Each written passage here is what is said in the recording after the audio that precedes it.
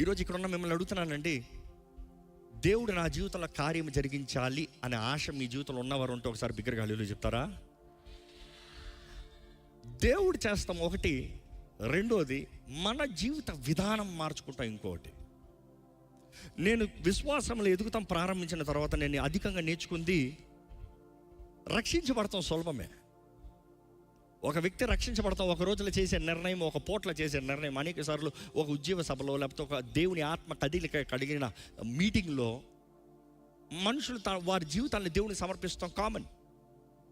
కానీ రక్షించబడిన వారు ఎంతమంది రక్షణ పొందినట్లుగా జీవిస్తున్నారు, రక్షించబడినట్లుగా వారి జీవిత విధానం ఉంది. అనేక మంది దిగజారిపోయిన స్థితిలోకి వెళ్ళిపోతాం చూస్తాం. కారణం ఏంటంటే వారి మనసు మారకపోతాం. నువ్వు రక్షించబడినప్పుడు నీ ఆత్మ యేసుప్రభు సొత్తు అవుతుంది, నీ దేహము పరిశుద్ధాత్మ ఆలయం అవుతుంది. కానీ నీ మనసు నీ చేతుల్లోనే ఉంది. మీ మనసులో చేసే నిర్ణయాలను బట్టే మీ జీవితం ఉంది.